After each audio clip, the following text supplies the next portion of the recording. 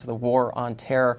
And Professor Edelson, start by defining what we're talking about when we use this term emergency presidential power. Yeah, so by emergency presidential power, I basically mean presidential power taken in the name of national security. Often there's a claim of crisis or some need to act. Sometimes the claim is not genuine, but that's the claim that's made. The Constitution itself speaks only to purely emergency presidential power, or emergency power in the context of Congress. Article 1 gives Congress the power to suspend habeas corpus during rebellion or invasion, and the power to call it the militia to respond to rebellion. So presidents actually have no express emergency power. And the part of the Constitution dealing with the presidential powers itself, emergency presidential power is not listed there at all. Exactly, right. So Article 1 has this long list of powers that Congress has, including the two that I mentioned. Article 2 is a lot shorter. It says the president is commander-in-chief. The executive power is vested in the president of the United States. It doesn't say anything expressly about the president having the ability to deal with an emergency. Now, it's clear that the framers anticipated this and did intend for the president to have some ability to deal with, specifically, a sudden attack. Records from the Constitutional Convention in 1787 show that. They wanted to make clear that the president could repel a sudden attack when there wasn't time to consult Congress. But beyond that, no, the text doesn't say anything.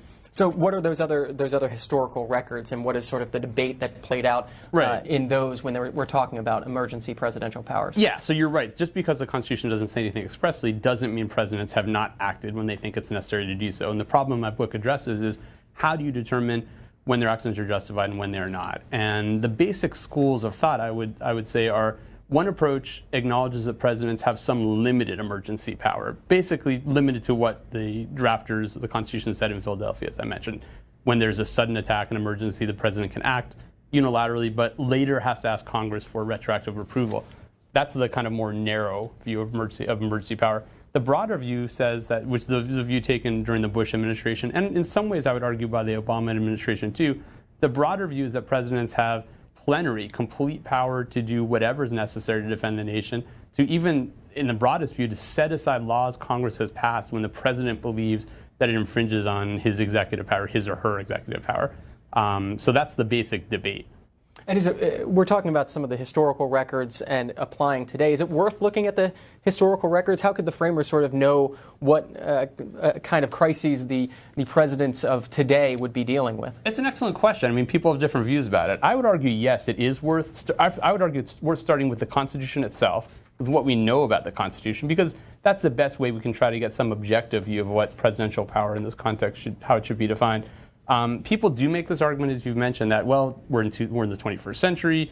The framers couldn't have anticipated things like terrorism, sudden attacks.